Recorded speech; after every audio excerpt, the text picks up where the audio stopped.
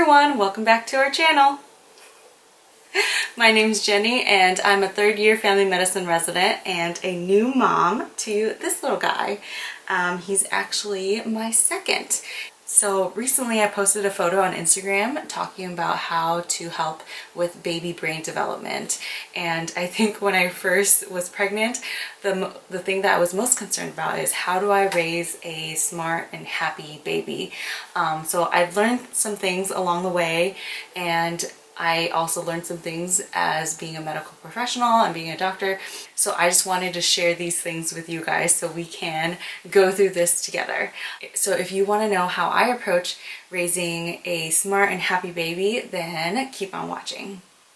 Before we start this video, I would like to thank KiwiCo for sponsoring this part of the video. I think that they are perfect for this because they also believe in baby brain development through participation and touch and exploration.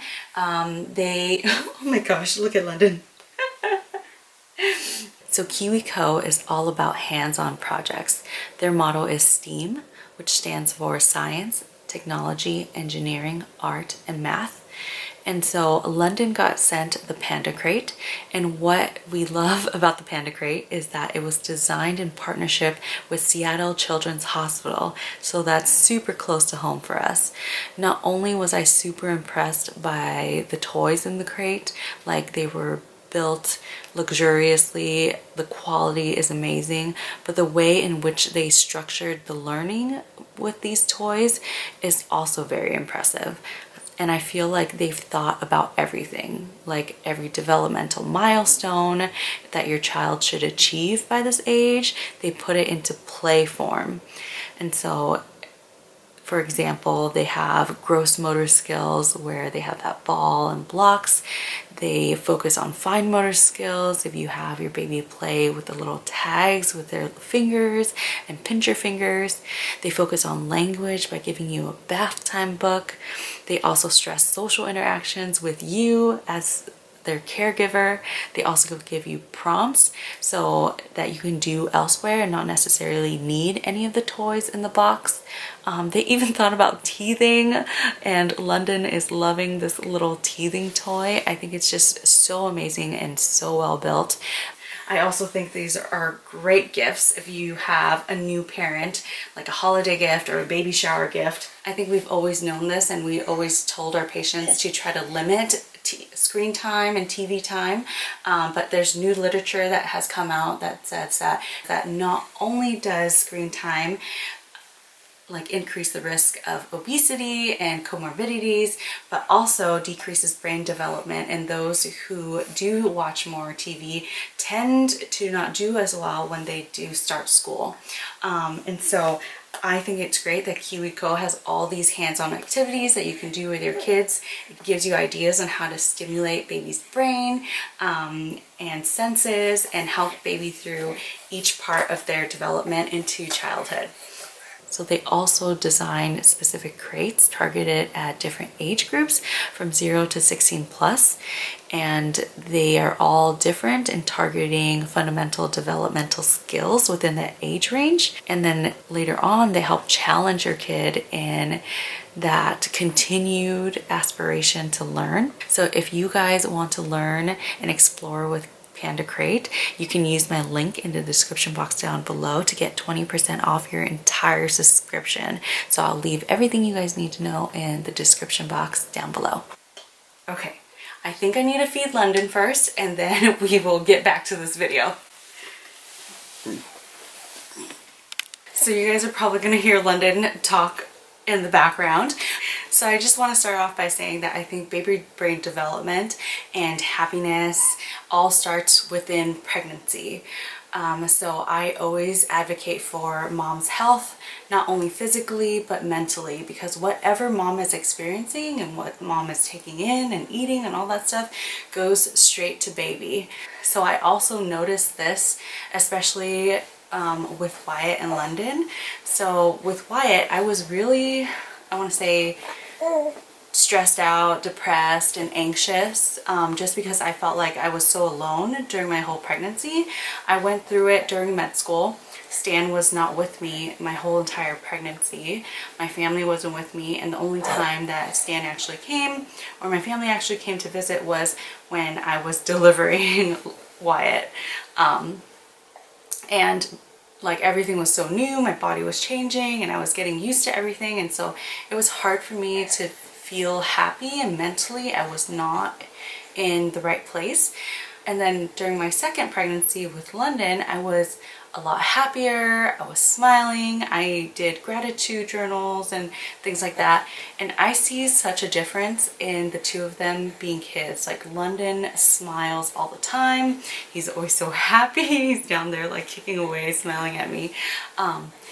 But you know, like when you're happy, your body naturally has like increased serotonin levels, and so all these hormone levels like go to your baby. So what I recommend is working on yourself mentally and physically during your pregnancy. So gratitude journaling has been shown to increase your mood, make you feel happier and more satisfied over the span of 8 weeks.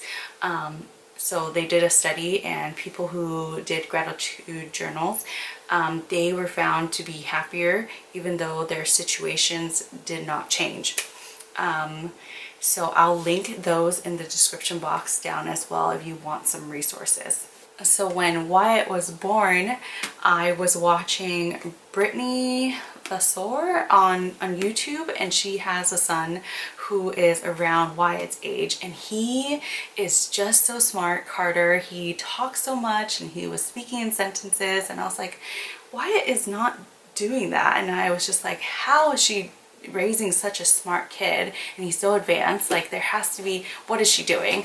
And she actually recommended this book, Brain Rules for Baby. There's 2 important things that I felt like I got from this book. So in order to raise a smart baby, I think that you need to constantly stimulate them, which means that you are talking to them and exposing them to language and exposing them to their different senses. So example, with language, I always told Stan, like, talk to him, but Stan was just like, it's weird, you know, like it feels weird to be talking to your baby who doesn't really talk back, and he didn't really understand the importance of it until later on.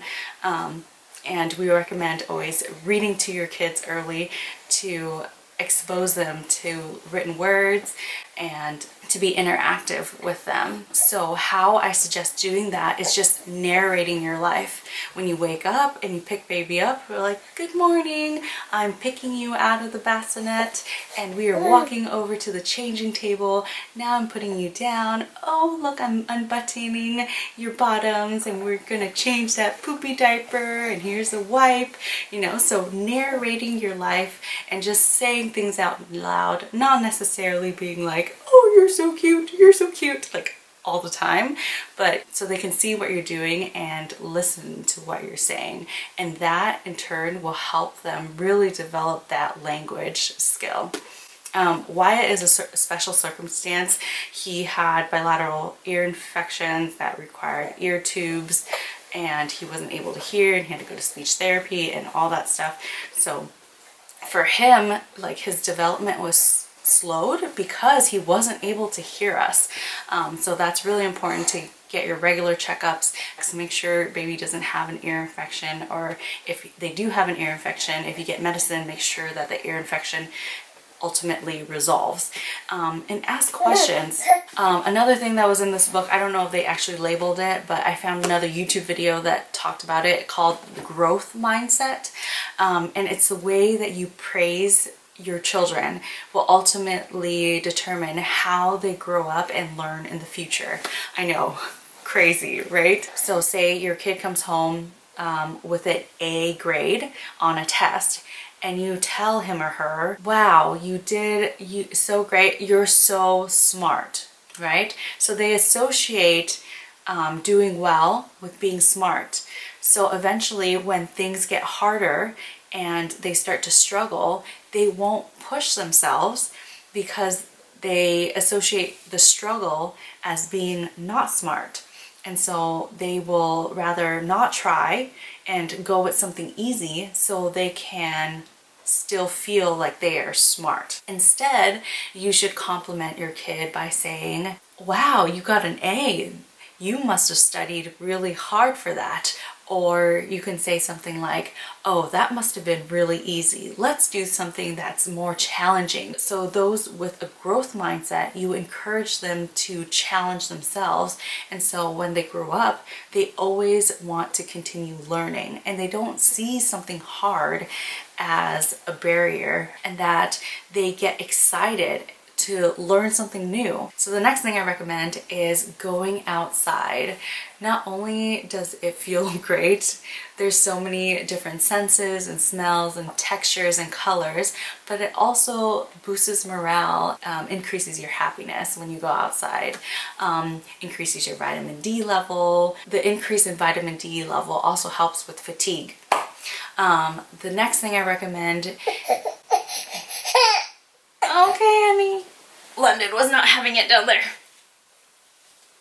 So the next thing I recommend is just giving something for your kids to create with, whether that be art, a box, construction paper, sticks, glue, whatever it may be. Like, you don't even necessarily have to have anything in mind, but for them to figure out like something to build, that's part of their problem solving, and those skills can be used like way in the future. They can be inventors. Yeah, isn't that funny? They can be inventors or engineers. And Wyatt, oh my gosh, I should put a clip in of this because it's hilarious, but Wyatt the other day, he took his Halloween trick-or-treat little bucket, he put it on his head, and then he put these two things that I use to squeeze puree into packets. Anyways, he put it on his hands, and he was like, Mom, I'm a robot. Robot, robot, robot. And it was just like the funniest thing. I'm just like, it's so like amazing to see like his imagination. Oh my gosh, slobber. Like, it's so amazing to see how much his brain is thinking, you know, like, this is not a container, these are robot arms, and this is not just a bucket, it's a robot head. Like, it's just so amazing to watch.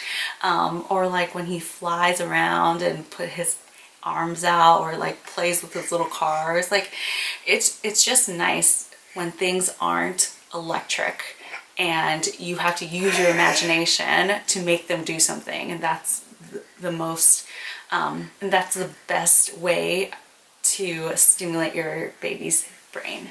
So that's all I have for this video. Those are all the things that I try to do to help stimulate Wyatt and London's brain. I'll leave everything I talked about in the description box down below. If you guys want to try KiwiCo for yourself, they're awesome at having hands-on activities to help brain stimulation as well. I have a coupon code for 20% off for the Panda Crate in the description box. So if you haven't already, please subscribe, join the family, and I'll see you guys next time. Peace.